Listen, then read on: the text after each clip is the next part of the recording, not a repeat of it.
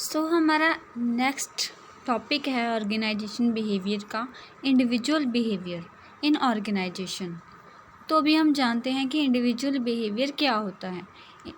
अगर मैं आपको इसका मतलब बताऊं कि इंडिविजुअल का मतलब होगा एक पर्टिकुलर इंसान, कोई व्यक्ति, और बिहेवियर का मतलब कि उसका स्वभाव कैसा है। और इंडिविजुअल बिहेवियर का अगर हम प्रॉपर मीनिंग जानें तो क्या होगा कि इंडिविजुअल बिहेवियर और human behaviour is a set of actions performed by an individual human. Behaviour is affected by various factors like attitude, culture, emotions, ethics, values, genetics, coordination etcetera. यहाँ पर कहने का मतलब ये है कि जो इंडिविजुअल का बिहेवियर होता है या फिर किसी भी इंसान का बिहेवियर, वो एक सेट ऑफ एक्शंस होता है जो कि अलग अलग टाइम पर अलग अलग तरह से रिएक्ट करते हैं, उसको हम बिहेवियर कहते हैं।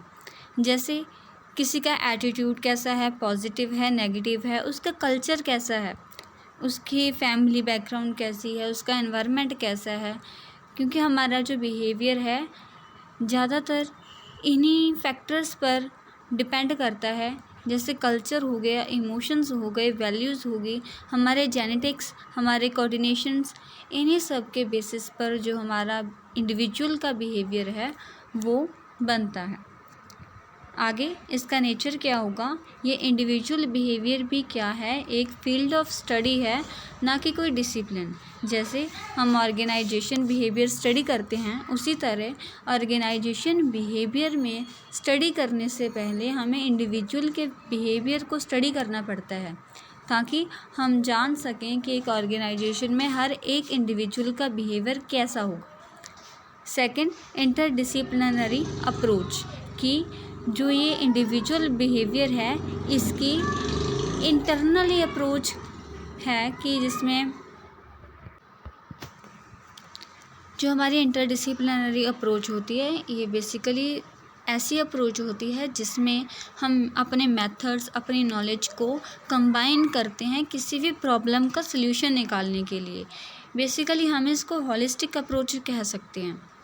Third point is both art and science. जो इंडिविजुअल बिहेवियर है वो एक आर्ट एंड साइंस है। वो कैसे है कि जैसे हम किसी इंसान का बिहेवियर को स्टडी करते हैं तो वो एक कला हो गई, एक आर्ट हो गया, जिससे हम किसी इंसान के बिहेवियर को स्टडी कर सकते हैं।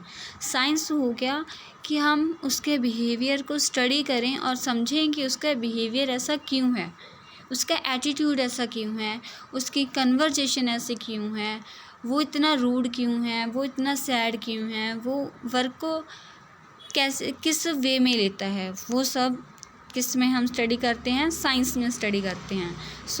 जो इंडिविजुअल ऑर्गेनाइजेशन है, जो हमारी इंडिविजुअल ऑर्गेनाइजेशन में हम इंडिविजुअल बिहेवियर की स्टडी करते हैं, वो दोनों चीज़ें हैं, आर्ट और साइंस। और last one is humanistic approach, कि जो इंडिविजुअल्स होते हैं वो ह्यूमंस होते हैं और हर एक इंडिविजुअल की अपनी अलग पहचान, अपना अलग बिहेवियर होता है।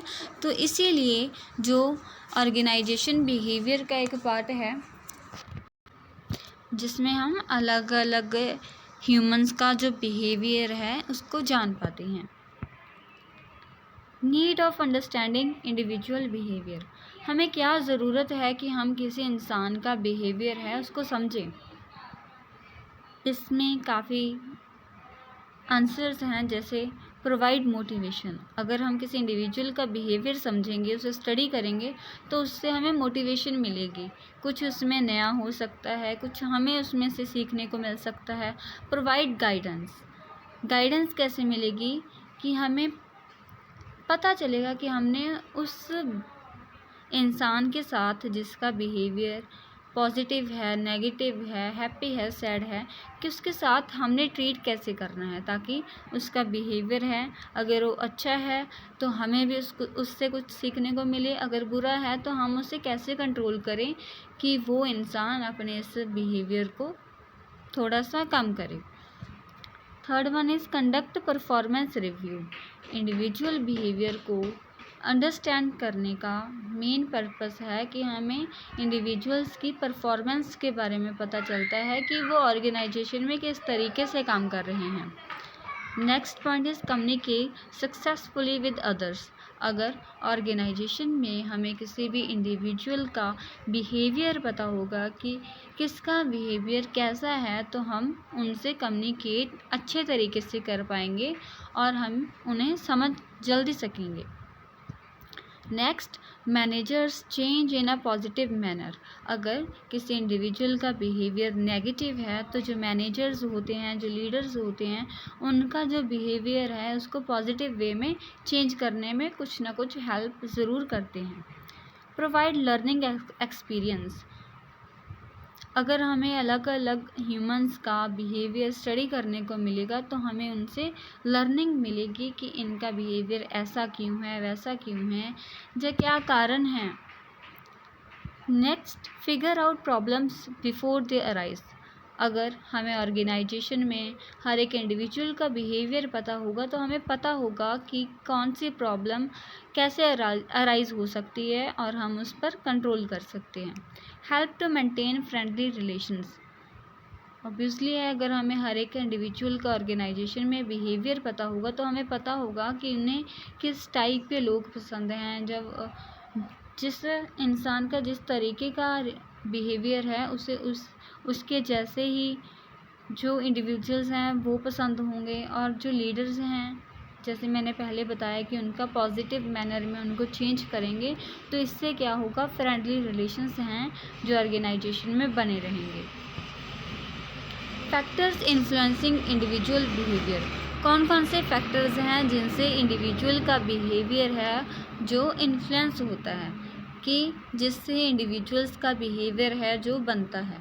जैसे पर्सनैलिटी फैक्टर्स हो गए, बायोलॉजिकल फैक्टर्स हो गए, कि जो इंसान बायोलॉजिकली उसमें जो हम कहते हैं कि उनके बिहेवियर हैं, जैसे उनकी एज को लेकर, उनके माइंड को लेकर कह सकते हैं हम, उनकी एजुकेशन को लेकर कह सकते हैं, उनके मैरिटल स्टेटस को लेकर कह सकते हैं, उनकी क्रिएटिविटी को लेकर कह सकते हैं, कि ये सब जो कुछ पॉइंट हैं ये पर्सनैलिटी फैक्टर में आते हैं, कि जिससे हमें किसी इंसान के बिहेवियर के बारे में पता चलता है। Second, psychological factor. Psychological factor में आ जाता है उनकी पर्सनैलिटी कैसी है, उनकी परसेप्शन कैसी है, वो हर एक चीज़ को किस तरीके से अंडरस्टैंड करते हैं, उनका एटीट्यूड कैसा है, उनकी वैल्यूज़ कैसी हैं, उनका लर्निंग एंड मोटिवेशन का क्या वे है, कि उनको किस चीज़ से मोटिवेशन मिलती है, कैसे उनको लर्निंग मिलती है किसी भी टॉपिक से, किसी भी इन्वायरमेंट कंडीशन से। और ऑर्गेनाइजेशन फैक्टर्स कौन से हो गए, जैसे फ़िज़िकल फैसिलिटीज़। अगर ऑर्गेनाइजेशन की फ़िज़िकल फैसिलिटीज़ अच्छी होंगी तो वहाँ पर वर्कर्स हैं वो अच्छे से काम कर सकेंगे। जो ऑर्गेनाइजेशन स्ट्रक्चर है, जिस तरीके से ऑर्गेनाइजेशन वर्क करती है, अगर वो अच्छे होंगे, सही तरीके से जो ऑर्गेनाइजेशन का स्ट्रक्चर है वो वर्कआउट करेगा, तो उससे वर्कर्स को, एम्प्लॉयज़ को, कस्टमर को, सभी को बेनिफिट होगा। Leadership and reward system. अगर किसी ऑर्गेनाइजेशन में लीडरशिप और रिवार्ड सिस्टम होगा तो उससे वर्कर्स को मोटिवेशन मिलेगी और वो ऑर्गेनाइजेशन की प्रोग्रेस के लिए और मेहनत करेंगे। And fourth factor is environment factor. Environment factor में क्या आ जाता है, जैसे इकोनॉमिक हो गया, सोशल नॉर्म्स हो गए, पॉलिटिकल फैक्टर्स हो गए, जो हमारे एनवायरनमेंट में हैं, जो हमारे आसपास हैं। जैसे इकोनॉमिक, अगर हमारी इकोनॉमिक कंडीशन अच्छी होगी तो हमारा बिहेवियर भी पॉजिटिव होगा।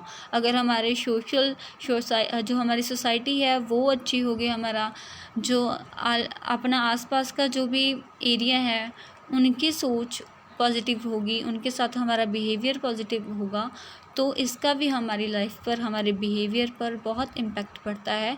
पॉलिटिकल फैक्टर्स, अगर हमारी गवर्नमेंट्स वगैरह की पॉलिसीज़, उनके रूल्स वगैरह अच्छे होंगे, डेमोक्रेसी होगी, तो उनका भी हमारे बिहेवियर पर बहुत इम्पैक्ट पड़ता है। डिटर्मिनेंट्स और फाउंडेशंस भी सेम ही होते हैं फैक्टर्स के, जैसे personal factors, psychological factors, environment and organization factors, जो अभी हम पीछे डिस्कस कर आए हैं, ये उसी का ही एक तरह ओवरव्यू है, फ्लो चार्ट कह लो। थैंक यू कि आपने इस सेशन को भी अच्छे से और ध्यान से सुना। डेफिनेटली ये आपको आपके एग्ज़ाम्स में अच्छे मार्क्स लेकर आने में और आपकी ऑर्गेनाइजेशन बिहेवियर सब्जेक्ट में अंडरस्टैंडिंग को हाई करने में मदद करेगा। Thank you.